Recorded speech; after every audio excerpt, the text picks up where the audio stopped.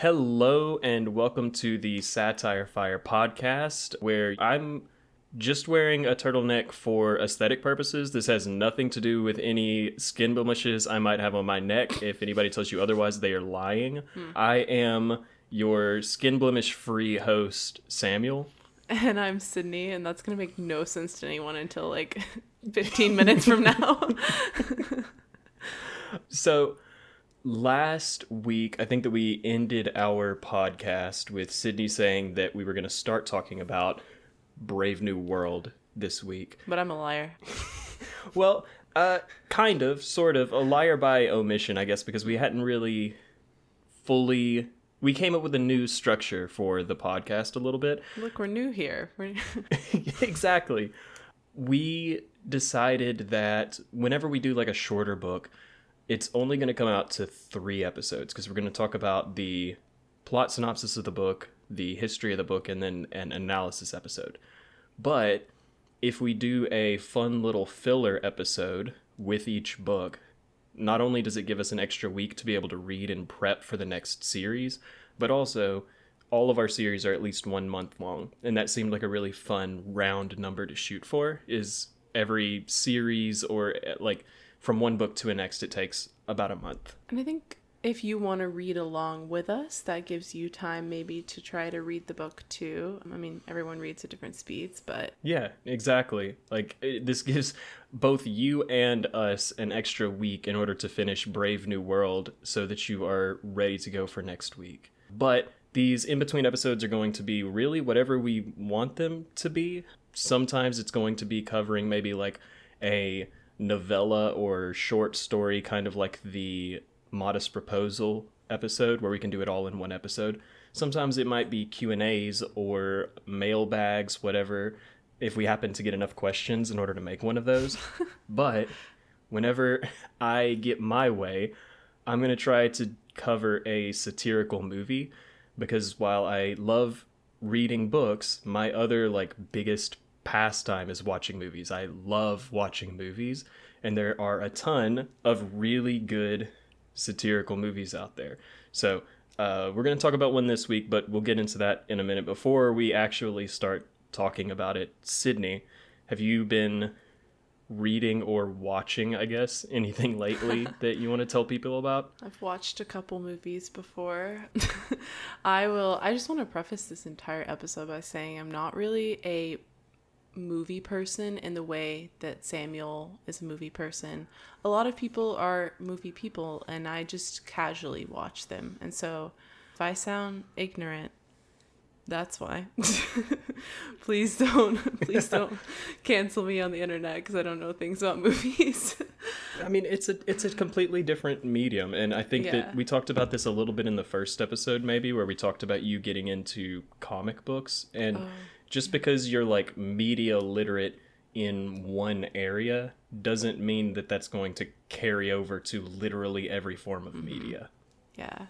But reading, so I actually have been reading the same book as Samuel, and it's funny, we didn't really realize this until he posted about it on the Satire Fire social media, and I was like, oh wait, I'm reading that too.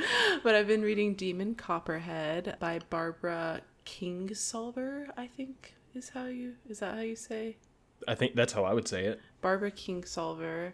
She is from Appalachia, which is where it is. Is she from Appalachia? I know she lives there currently, but was she originally from Appalachia? You know, I don't know. She lives in Appalachia currently. And yeah, it's set in Virginia, in Appalachia, like I just said, and it is about this little boy growing up, you know, from birth all the way until adulthood, which I'm not quite to the adulthood part yet, but his name is Demon Copperhead. His actual name is Damon, but you know, he gets this nickname, and it's kind of inspired by David Copperfield, which I have not read. Samuel, have you read that? I have not, but yeah, my understanding is that it's a retelling of it. I considered reading David Copperfield before reading this book, but then I looked online and most people were like, no, it's a retelling, but you don't have to be familiar with the original. Yeah, I'm not, I mean, I've only ever tried to read one Charles Dickens novel, but when I did, I really didn't enjoy it. And I think I should give it another shot. You've only tried to read one Charles Dickens novel? Yeah, it was A Tale of Two Cities, and I couldn't get through it. You haven't read A Christmas Carol? No, I haven't actually read A Christmas Wow. Carol. I felt like that feels tough to have lived a life and Yeah. avoided A Christmas Carol. I think I just like, I got it set in my mind that I didn't like Charles Dickens' writing, and then I didn't try anything else. But I think that was when I was like 18, 19, so I think I might give it another shot at this age. I remember growing up, my Charles Dickens introduction was first A Christmas Carol, which I think I started in high school and didn't finish, and then also Great Expectations. Oh, yeah. And I hated that book. I think that I should maybe revisit it and try it again. But I got on a huge high horse when I was younger about disliking that book, specifically for the reason that it was originally released in a serialized fashion through a newspaper column. And I had it very deeply ingrained within myself that the reason why I hated the pacing of that book was because he was intentionally making things drag out in order to make more money because he could release more serialized editions.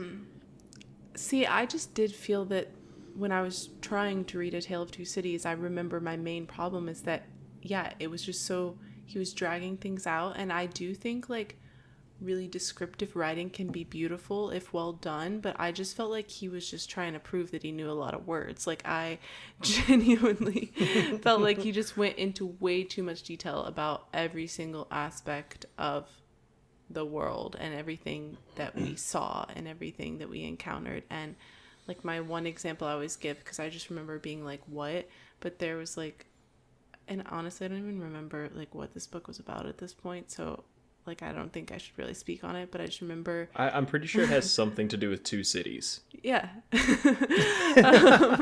But I remember that, like, someone in this town they were in dropped a carton of, like, a wooden crate. That's what it is. Like, a wooden crate of wine. And the wine spilled all over the cobblestone street. But it took, like, an entire page for him to describe that happening. And I was like, I don't see why we're doing this. It was just, I was bored. But, I like I said, I think I should revisit it. And also I started talking about this because of Demon Copperhead. But anyways. Yeah, back to that. But yeah, it's about this boy who comes from, a very rural, very low income background and is just experiencing trauma left and right, essentially. And I'm not too far in it, but I'm really enjoying it so far. I love the writing style. What do you think about it? I also really like it. I think that it's very humorous, and I feel like she is... Let me see, how do I want to phrase this? I think a lot of the times stories set in Appalachia are using Appalachia either as the butt of the joke, or they're using Appalachia in like a overly reductive and glamorized way, where basically it's one of two extremes. Either Appalachia is a place of romance and beauty, or Appalachia is the worst possible place that you could ever live, and everybody who is there is stupid for continuing to live there. And so far, I feel like she's been able to convey a story set in Appalachia in what I feel is a much more genuine and like much more real capacity, where she is showing, yeah, it does suck as a place to live, and the people who are there are living sometimes, if not all the times, in worse conditions than people are living in other places of the country. But it isn't because these people are inherently stupid. It's not because they're inherently evil or bad people or anything like that. These are just people who are in a situation. And I really enjoy that. I really like Appalachia. We both went to college in, well, kind of in Appalachia, Adjacent. but Appalachia adjacent, and spent time in Appalachia while there. And it's just nice to see it being represented in a way that feels both fair and also from a place of love. Yeah. Demon, I think something very funny happens at the beginning of the book, or not the beginning, but in the first few chapters. And I don't think this is really a spoiler, but he goes to Knoxville. And for those who don't know, the Appalachian Mountains are, and some people say Appalachian, some people say Appalachian.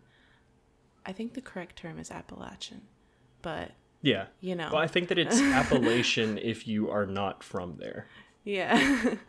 But anyways, I just want to point that out for any confusion. But Knoxville is 45-minute drive to the mountains, and so it's very close for him. I think it's about, what did he say, 3 hours or something from where he is. Something like that, because they're living in Virginia. And Virginia borders the state of Tennessee, once again, if people don't know.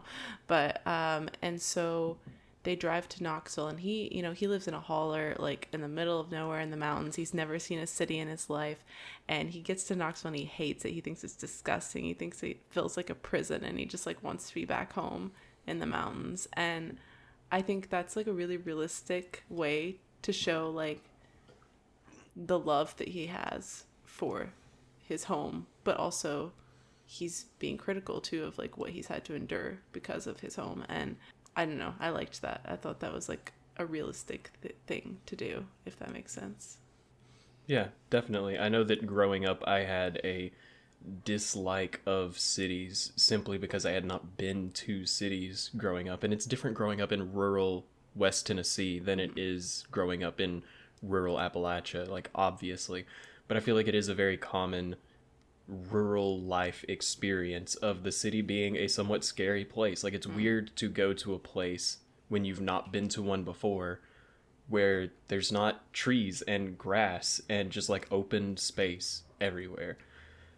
Which Knoxville, like, it's funny to me, like, I'm also from rural West Tennessee, but now I live in New York City. I think I've mentioned that before. And so now Knoxville doesn't really feel like a city to me in the same way that it did once. But I remember when I first moved there for college, I was amazed that I could like order any type of food and things like that.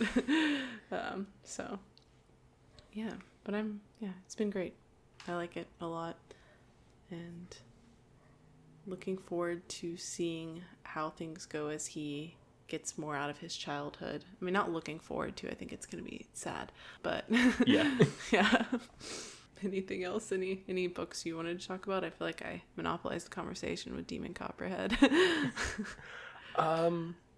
I didn't have a book that I wanted to talk about. Since this is a movie episode, I was actually going to talk about a movie that I saw lately that I thought was really fun. It's called The House That Screamed. It has been released under a couple of different names, but it is a 1969 movie about these girls in a boarding school, and somebody is killing the girls. But it's like a mystery as to who is killing them, and it's happening very slowly, like one at a time. Like a couple of girls are getting killed here and there. The plot is basically irrelevant.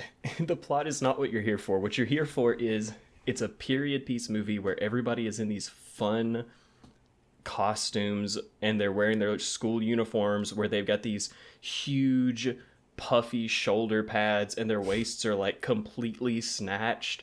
And all of the vibes are so wildly sapphic, like it's insane.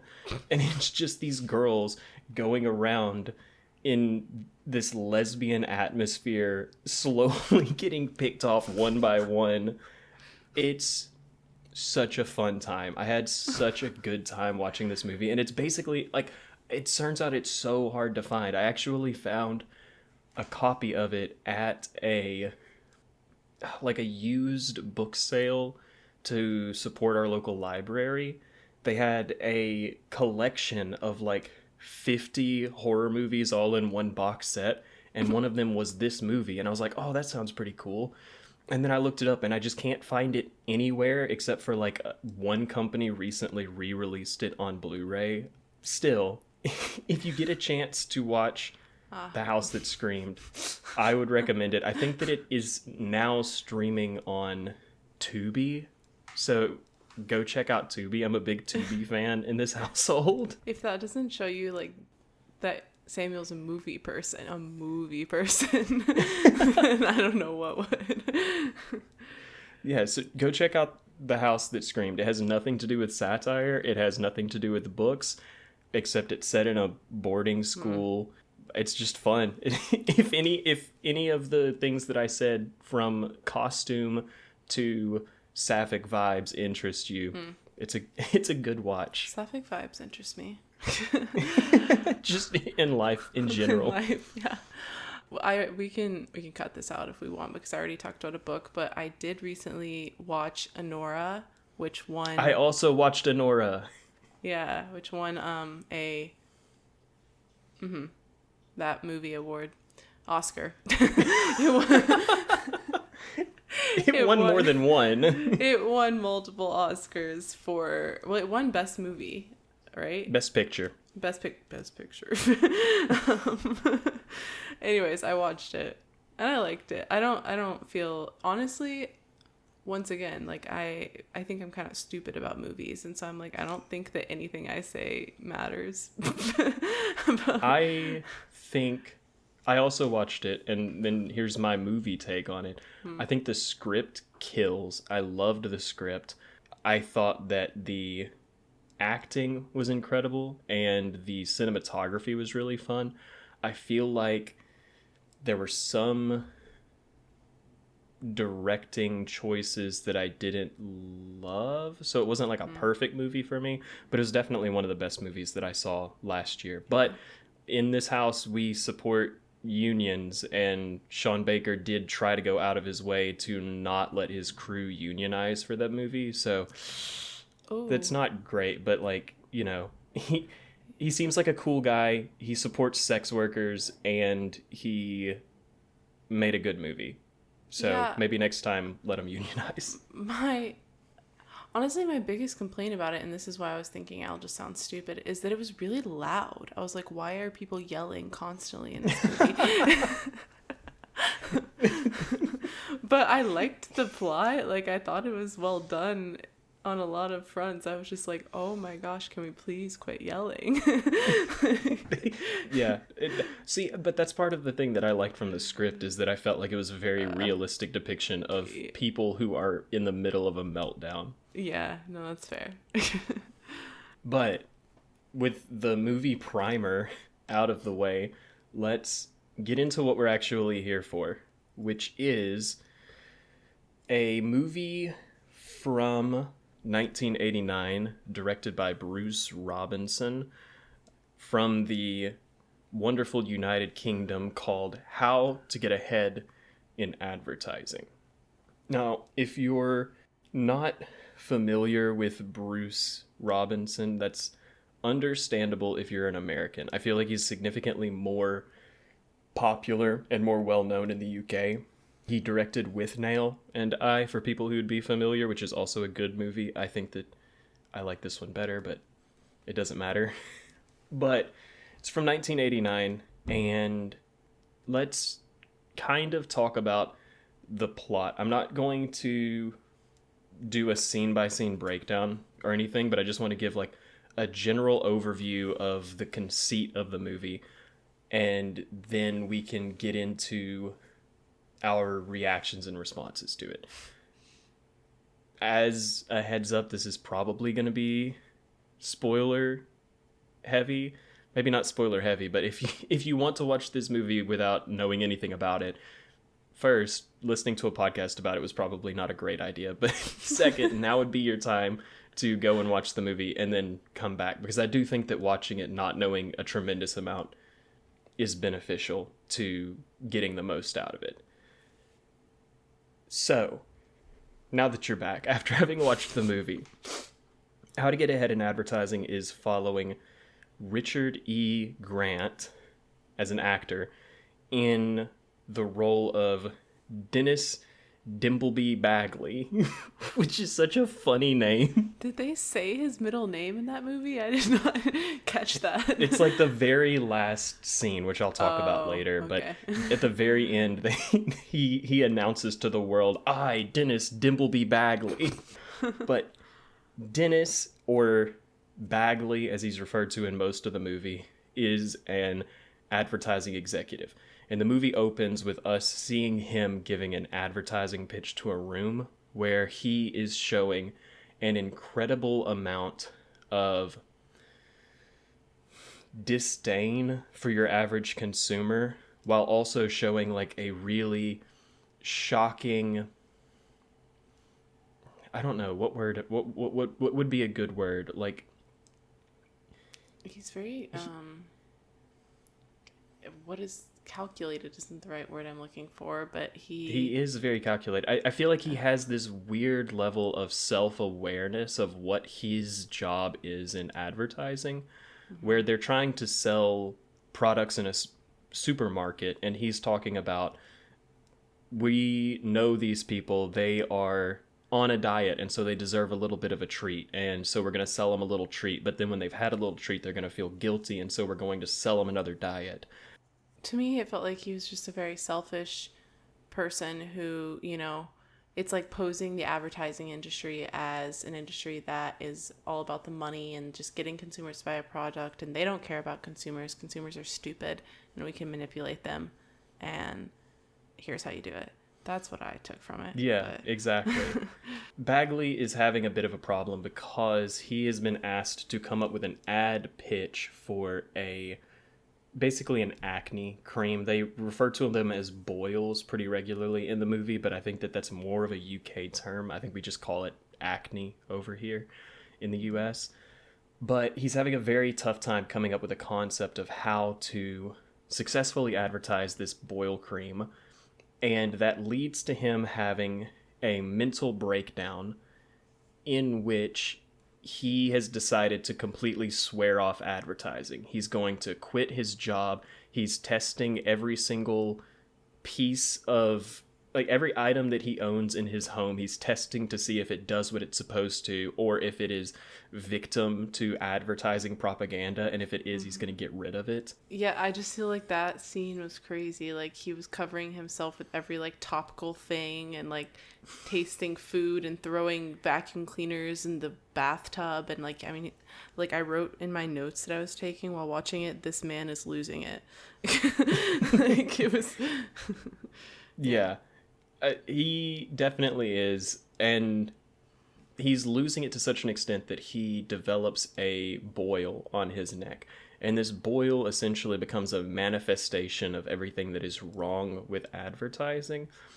And slowly, over the course of him having a mental breakdown, he begins ascribing to the boil human characteristics, where he thinks the boil is turning into a head.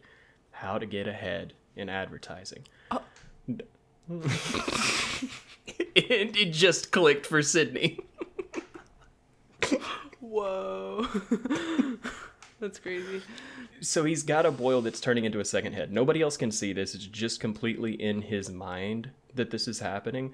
But it basically becomes a breakdown of him as a person being very anti-capitalistic and anti-advertising.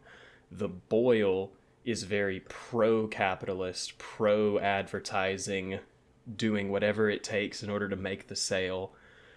Mm-hmm. And eventually, whenever he goes to get the boil removed, the boil grows to such an extent that it's able to convince the doctor, quote unquote, convince the doctors that the normal moral head is the boil, and gets his morality cut off.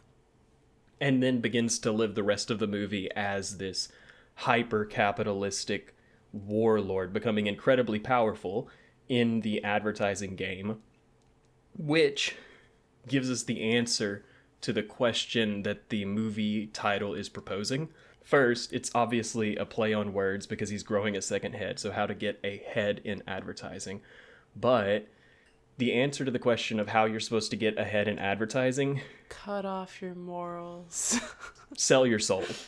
If you sell your soul and you get rid of your morality, you can make a really, really good career in advertising. I'm understanding this movie in real time. Like, I watched it, but but I was like, what? But now as you're explaining it, I'm like, wait.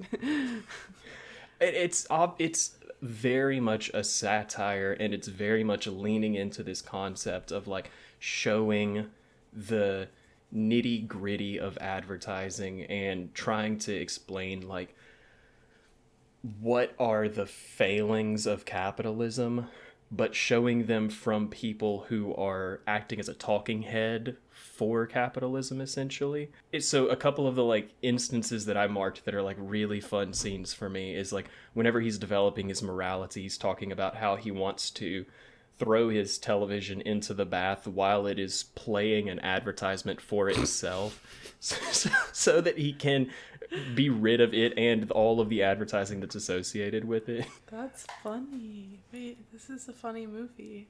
It's a very funny movie. But yeah, I think that's... I'll break down a couple of specific scenes that I think are really important in the movie and fun later on.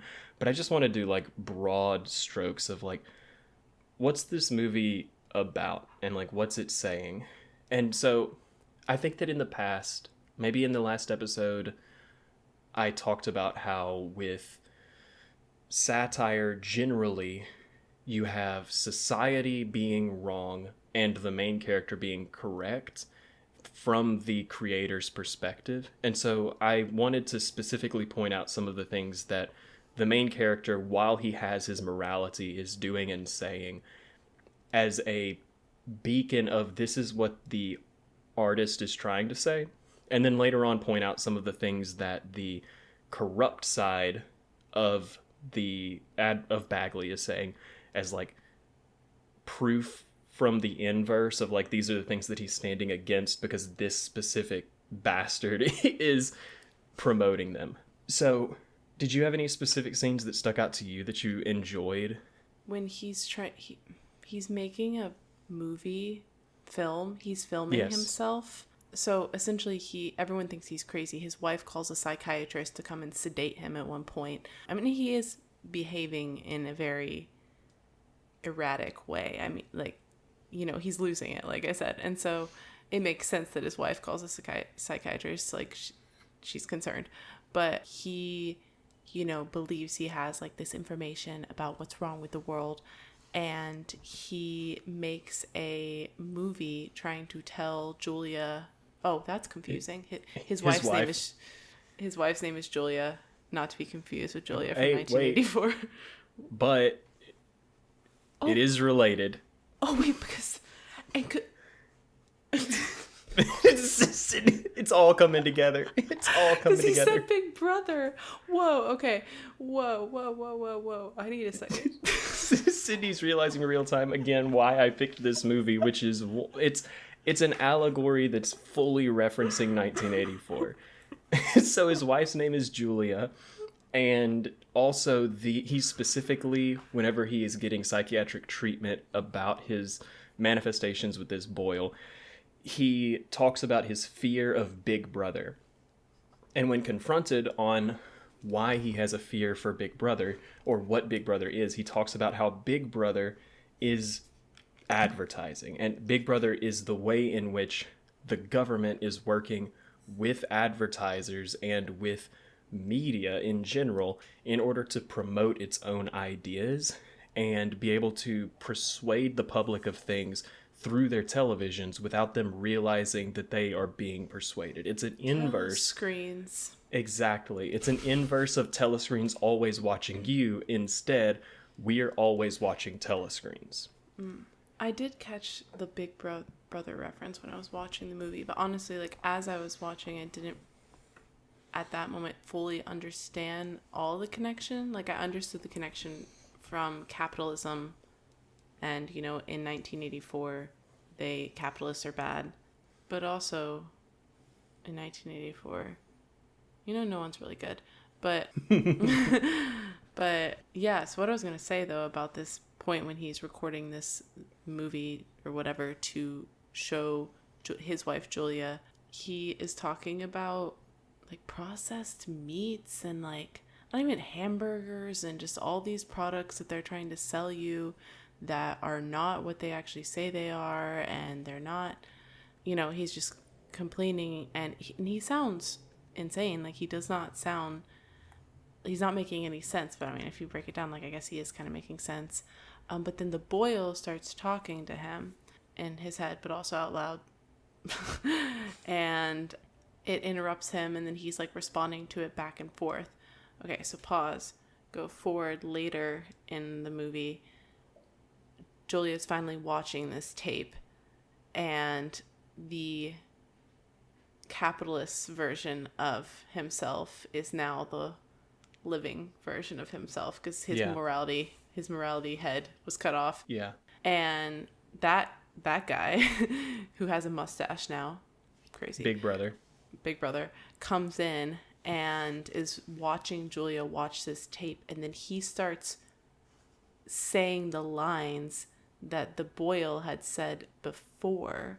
And I thought, and I don't know if this was a good thought, but that felt like a very interesting representation of like your, what is that word, like internal dialogue, like internal, like at war with yourself in your head.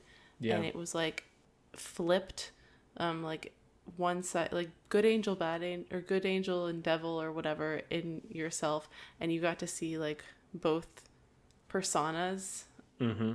And I thought that was so creative, and I like don't have, I feel like, the words to explain why it was, but it was to me. Yeah, like whenever you see the first scene, you understand, because the way that other people are interacting with Bagley in the movie and stuff like that, you understand that he is saying the stuff that you are watching him say, and then whenever you hear the voice of the boil, it's just something that's happening in his head, and it's like intended to be like the dark inverse of a conscience almost, where instead of his conscience speaking to him, it's a oral manifestation of the darker impulses that he has.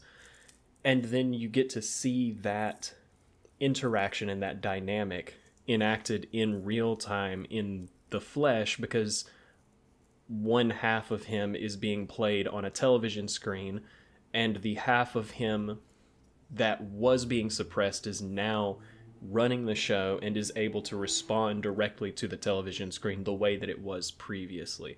And so, yeah, you get to see this like split dichotomy of internal dialogue, this like conscience versus darker impulses and desires played out on a physical space, which makes it a really interesting dynamic. Yeah, I just thought that was so cool. I don't know if I've seen something like that in a movie before, and I was like, that was a scene I enjoyed. Well, two scenes, but yeah. So some things that came up with me that I wanted to ask you about specifically, because you are, if in case you haven't picked up on it yet, cities in journalism.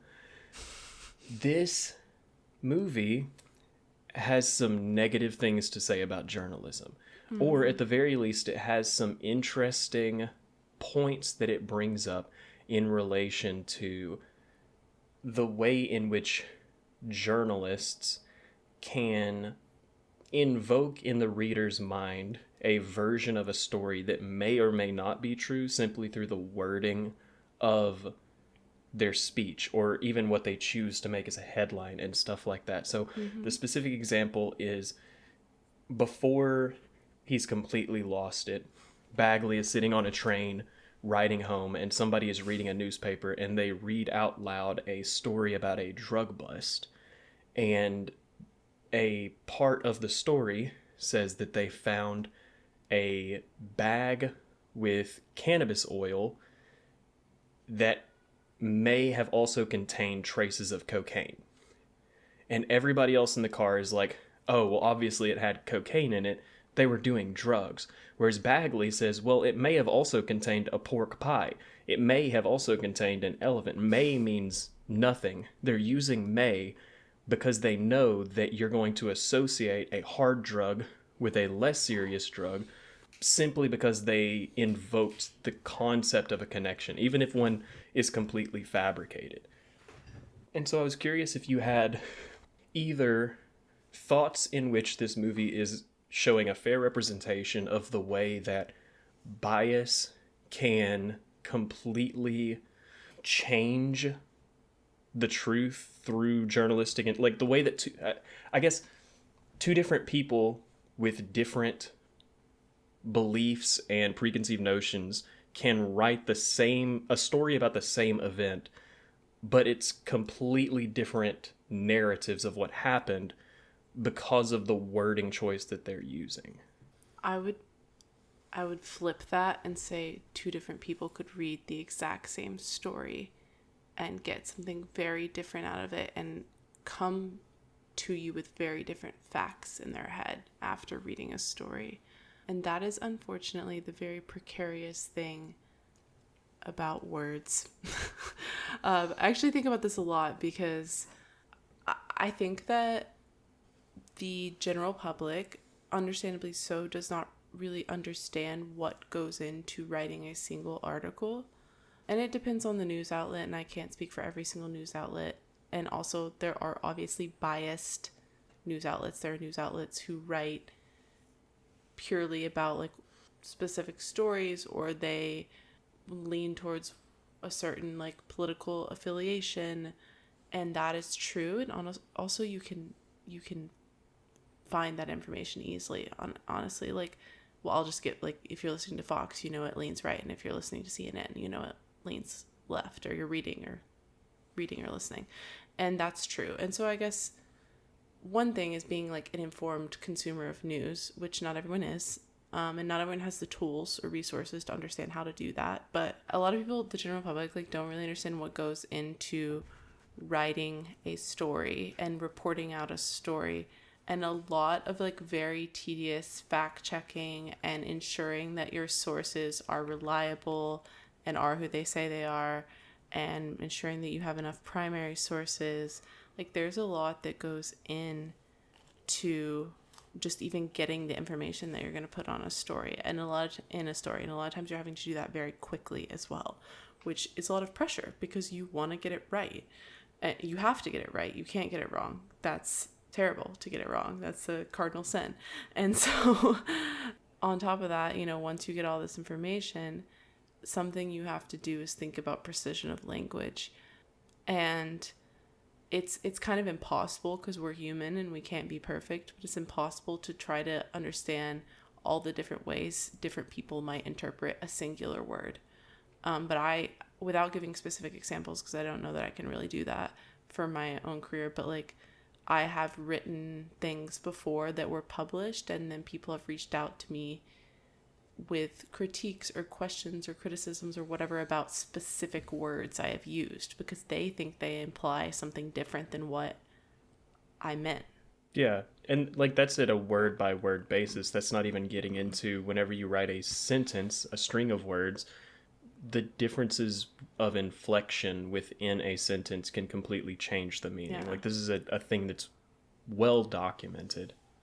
And so I would just say that I think it's complicated, and there's a lot of personal liability on each side. As a reporter, like you can do your due diligence and try to be as accurate as possible. Like obviously, I think very little journalists, I can't say every, but very little journalists are actually like, just printing lies, like writing lie. Like that's not happening for the most part. I'm sure it does, but but you can do your due diligence and you're not perfect, and still you also have your own biases. And like that's one thing that people will argue about in journalism school. Like, can you be an objective reporter? No, not really, because you're subjective, you're a person.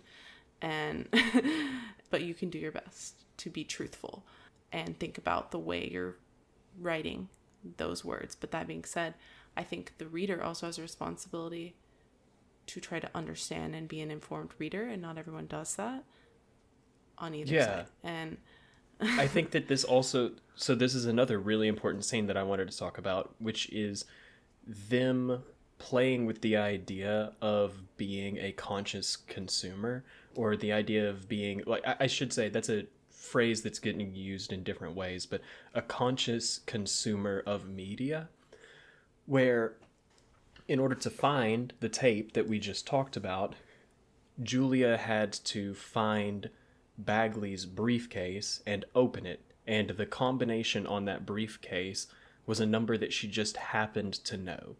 And she believes that she had it given to her in a dream, and is very confused as to how she was able to have this combination given to her while she was sleeping. When she confronts the evil Bagley about this, he says, no, that's actually been written on a receipt that's been hanging on the corkboard in our kitchen for weeks now. So you've just passed by it every single day. You absorbed that information, and then you knew what the combination was. And she has the line of, I never noticed noticing it. And I think that that is speaking volumes about the way in which we typically in our day-to-day life now are absorbing advertising or propaganda of some sort of or another. It's so ubiquitous to our everyday life that we don't notice noticing it. It becomes a subconscious belief that you have, and you're not really sure where you got it, but you just have this feeling that this brand is better than another brand. Yeah, I think that, like, it's so interesting to think about just how much small, one word like may, or one image that is in an advertisement, or one billboard that you pass, or what, like, how much little interactions, small transactions with like media can impact the way we think and feel about things. It's kind of scary, and maybe that's what this movie is trying to say. It's very scary. It's got a lot of, like, I think about it all the time, this meme that goes around where it's just Garfield's face and it says,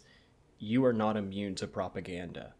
And I think that there's a lot of people out there, and this movie has a couple of examples of those, of people who believe they are too smart to fall victim to propaganda, but literally nobody is. It works. Yeah.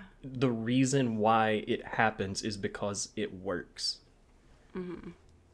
And I guess I also just want to say that, like, I believe that while I know who I am as a journalist, and I know a lot of journalists who I also trust, I can't say that all journalists are taking the moral high ground. I can't say that every piece of news you consume is not propaganda, Like this, the movie has a lot to say about what is and is not advertising, and it seems to fall on the line of most things are. Like, it specifically calls out news reporting. It talks about statues like war memorials and things like that, how that's actually a form of propaganda. Just the, like, things that you pass in day-to-day life, the things that you hear when you're talking to other people or hear other people talking, like, all of it is advertising. And I find that to be really interesting, that it's going above and beyond to say, no, advertising is part of a larger societal issue. I feel like on the news, sorry, I'm just still stuck on this. I'm like, I think that, like, that could be true, but that's not always true. I think, like, the intent of news is often good. And as a public service, but, well, public service unless it's for profit, but that's I have opinions about that. So I just wanted to go through a couple of quotes from the movies quotes from the movie that I found interesting, that I thought were reflective of what the movie is about, or I just thought were really funny. One of them that I really liked was the Boyle accuses the moral Bagley of being a communist, and Bagley responds, Bagley responds, I'm not a communist, and the Boyle says, yes you are, you want to take everyone's car away.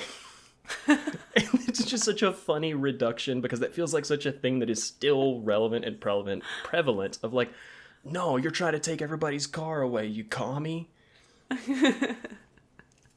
I also really enjoyed, if you want to sell them atom bombs, you gotta sell them fear. That is very important. Like, that one is getting into the concept of, like, if you want to make people support a war, you have to make them afraid of the people we're going to war against. And it goes on later on. 1984 callback. Exactly. It goes on to emphasize that point by Bagley basically giving a mini spiel of, like, this is an advertising pitch for an atom bomb, in which he says, well, our bombs are better because they're stuffed to the brim with peace. And none of those Russian atom bombs have any peace in them. Another one that I found really funny was somebody asking the advertising agency head why he was able to do his job when he was so intimately aware that it was probably a negative thing for society. And he just responds, it's probably a defect from birth. I liked that guy. I mean, I didn't like him, but he was funny. And then the last thing that I wanted to do was just read the final monologue of the movie, which I think is a complete summation of everything that the movie is talking about. Because at this point, this is just evil Bagley at his palatial estate, riding a horse through the sunset in a field, monologuing to himself. And the whole thing is just, oh, you're supposed to realize that what he's saying is stupid and wrong because he's an evil person. I'm really excited to hear this again, because by that point in the movie, I was like, am I dumb? Like, what is going on? And I feel like I really didn't take it in. So now that it's all clicked, I'm ready. So, Evil Bagley says, there is no greater freedom than freedom of choice. And that's the difference between you and me, Boyle. I was brought up to believe in that, and so should you. But you don't. You don't want freedom, do you? You don't even want roads. God, I never want to go on another train as long as I live. Roads represent a fundamental right of man to have access to the good things in life. Without roads, established family favorites would become elitist delicacies. Potter's soup would be for the few. There'd be no more tea bags, no instant potatoes, no long life cream. There'd be no aerosols. Detergents would vanish. So would tinned spaghetti and baked beans with 6 frankfurters. The right to smoke one's chosen brand would be denied. Chewing gum would probably disappear. So would pork pies. Foot deodorizers would climax without hope of replacement. When the hydrolyzed protein and monosodium glutamate reserves run out, food would rot in its packets. Jesus Christ, there wouldn't be any more packets. Packaging would vanish from the face of the earth. But worst of all, there'd be no more cars. And more than anything, people love their cars. They have a right to them. They have to sweat all day in some stinking factory making disposable cigarette lighters or everlasting Christmas trees. By Christ, they're entitled to them. They're entitled to any innovation technology brings. Whether it's 10% more of it or 15% off of it, they're entitled to it. They're entitled to one of 4 important new ingredients. Why should anyone have to clean their teeth without important new ingredients? Why the hell shouldn't they have their CZT? How dare some smutty Marxist carbuncle presume to deny them it? They love their CZT. They want it. They need it. They positively adore it. And by Christ, while I've got air in my body, they're going to get it. They're going to get it bigger and brighter and better. I'll put CZT in their margarine if necessary. Shove vitamins in their toilet rolls. If happiness means the whole world standing on a double layer of foot deodorizers, I, Bagley, will see that they get them. I'll give them anything and everything they want. By God, I will. I shall not cease till Jerusalem is builded here on England's green and pleasant land. Basically, just saying, yes, consumption will fix you. Capitalism will fix you. You deserve it. Go out, get those important new ingredients. Drive your car. You've earned it after your long day in a factory making foot deodorizers. Convincing message, honestly. I mean, You know, and I unfortunately love consumerism sometimes, so like It's tough to extricate yourself from, I think. yeah. I think it's interesting. I don't know if you're planning to compare this more so than we already have to 1984, but it's interesting that like in 1984, like the capitalists ruined the world. And so this regime took over that was communist adjacent, but not particularly. It's like a failed experiment at communism that kind of became just like totalitarianism. Mm-hmm. And 1984 poses very little. I mean, it poses a little bit of a solution, but it's just kind of like there's no hope. Everything's bad. Yeah.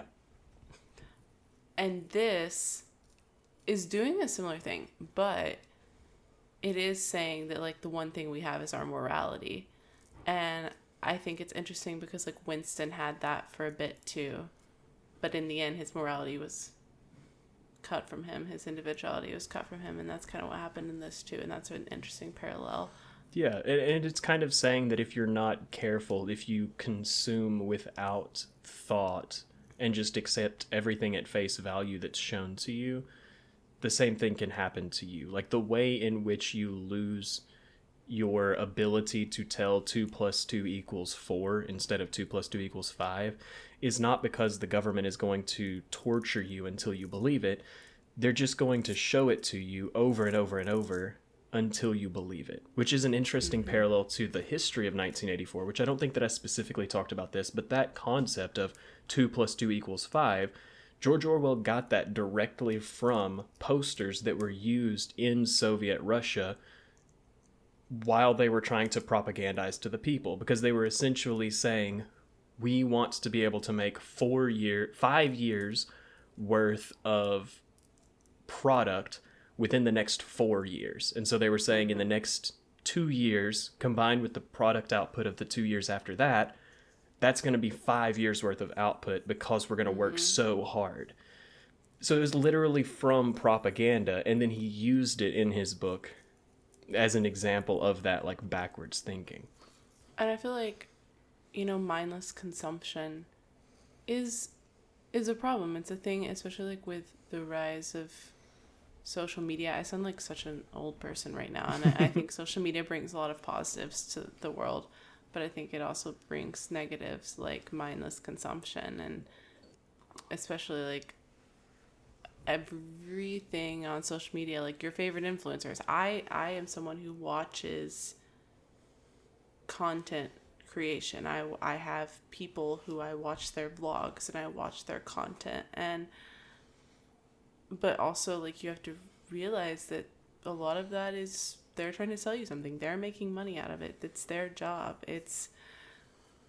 They're not your best friends. Yeah, it's a thing that like we in this space have to deal with and talk about, because I think that last year was when we really started talking about the idea of a crisis of personal taste, where everybody's taste is becoming the same, and that influence is happening within the reading space as well. Like, why are we all reading the same books now? I read an article about that. Exactly. Oh, I didn't read the article, but Oh, okay. Yeah. I'm aware of it and familiar. Like, why are we all reading Circe? Why are we all reading all of these specific books that are getting pushed to all of us? And so I think that it's interesting to consider as like both a part of that community of like talking about books and bringing books into a social media space, while also trying to be aware of the fact that like everybody should have individual taste. If we like a book, that doesn't mean that you have to like it. If we read a book, it doesn't mean you have to read it. You can just listen to us talk and disagree. That's okay. Yeah. And maybe every now and then watch a weird movie you've never heard of before. Like, I love How to Get Ahead. literally DM me on anything and I will give you a weird movie to watch. I love weird movies.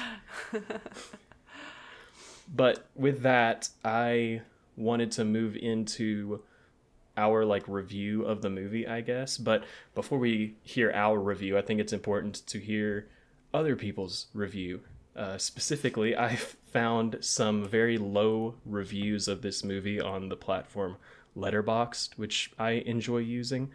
And I'm going to send two of those to Sydney, and I'm going to read two of them myself, and we're going to see why people dislike this. Typically, whenever we do this game, I always only use 1-star reviews. Most people like this movie. There's not a lot of 1-star reviews, so I think that I've got like a 0.5 star, a 1.5 star, like a mix of them. But these are all people that dislike the movie, and let's see why they dislike the movie. Okay, this person gave it a 0.5 star, and they said, very, very to the point, Shakespearean, i.e., completely insane and a bit too long. I rest my case. It was actually a very short movie. I disagree with that. It wasn't very long. I also think that it's crazy that Shakespeare's catching strays over here. Why do you hate Shakespeare? I feel like Shakespeare is a bit insane often, but I think that's the point. We're missing the point. Yeah, I don't really agree with that review, but that's okay. That's okay. We're all entitled to our opinions. Yeah.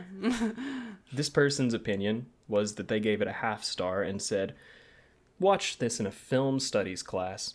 This movie is unironically anti-capitalist propaganda and very grotesque. Also, very lame and trite characterization of the advertising industry. Not a fan. Waste of time. 0.5 star." Yes, you were This correct. is a film, bro. And it's also it's a marketing, bro. This dude is this person is an advertising major. This person this person is and they're in the College of yes Communication, and they had to take a film and TV class. And they're like, "Wait a second. Do you hate what I'm planning on doing with my life?"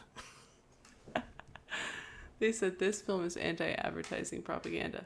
They decided to become an advertising major because they watched Mad Men, and Mad Men says that advertisers get bitches. This movie says that they don't get bitches. So what's up with that? Yeah, his wife left him. Yeah, that's all right, this person gave it a 0.5 star and said, "Over the top, repetitive, and so incredibly wordy. Like 90% of the dialogue was just waffling and exposition, which just went round in circles. It also featured one of the most annoying performances I've ever seen, like ever. Did quite enjoy it while watching through, but it's left an icky aftertaste." What? I think this is crazy because I love Richard Grant's performance in this. I think it's so theatrical and over the top. It feels like I don't know what they thought they were getting into. I do think he's annoying as a character. Yeah, but because he's an annoying guy. Like, yeah, but I think the performance was impressive. yeah. The dialogue, I mean, it does go round in circles because it's really trying to prove a point. Yeah, it's beating you over the head with the intention of the movie, I think.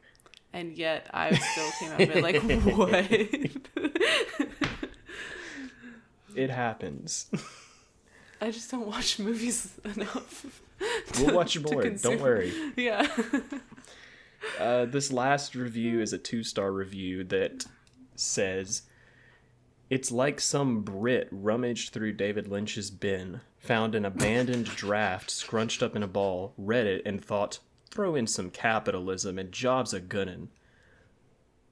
This review is personally offensive to me. I love David Lynch, and this is nothing like a David Lynch movie. It's good, but it's good in an entirely different way from David Lynch. So just calling a movie that you didn't understand Lynchian because you didn't understand it is so wildly reductive.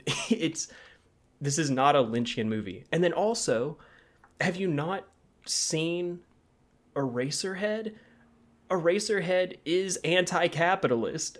David Lynch was anti-capitalist in a lot of his movies. It's so wild to be like, oh yeah, pro-capitalist icon David Lynch. If somebody ruined his movie with a little bit of anti-capitalist propaganda, this is what you'd get. Yeah, I don't... Also, I hope that person is British. I think that they are because they called it a bin instead of a trash can. That's good. I'm glad. I was like, otherwise I feel like you're being just rude. You're being biased. Anti-British bias is showing, hun. So what was your review?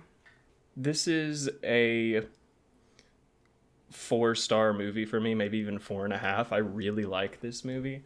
I think that it is well acted. I think that it is getting its point across in a really fun way. And I like a movie that is able to communicate a message and not feel preachy. Like, this is just a fun movie. It was like humorous. It's incredible. It's yes. Bookmarks of satire. Yeah, if we wanted to do that, it is very humorous. I think that it's very satirical. I think that it is very ironic in a lot of its dialogue.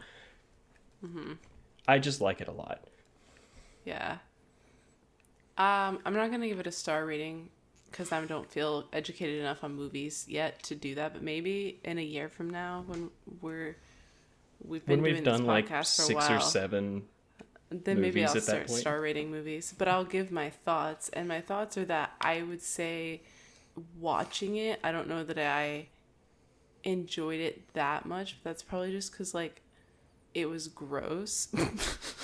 Yeah. And, like, as a casual movie watcher, I'm like, ew. But I do think that the acting was very good. And I think that the overall, like, message and themes were well conveyed. And I agree with the fact that it didn't, like, preach at you. It just... It's just after the fact when you're thinking about everything that you just watched and talking about it on a podcast, you're like, whoa, that was good. Yeah. It has a lot to reflect on, which is always good for a movie. But if you want to get more involved in the movie side of the podcast, feel free to either DM the podcast or me, and I'll give you my Letterboxd handle, and you can follow me and see exactly what I thought of The House That Screamed, as well as my incredibly funny and, dare I say, poignant review for how to get ahead in advertising. But speaking of social media, would you like to tell people where they could find us, Sid? Yeah. So we are on Instagram at the Satire Fire Pod. That's POD. And we are on TikTok and Blue Sky and YouTube now as at the Satire Fire. We post multiple times a week on all platforms. We post content from the podcast. We post fun, silly, engaging things. We let you know what's coming up in the next episode. We reflect on the previous episodes. It's fun. We're trying to get more into the swing of having a regular posting schedule, but would love it if you followed us, engaged with us on those platforms. Awesome. So that's going to do it for us for today. Be sure to tune in next week where, come hell or high water, we will talk about Brave New World. But thank you so much for listening to the Satire Fire, and don't forget to support your local library. And use acne cream to prevent yourself from growing a talking boil. Bye now, y'all. Bye.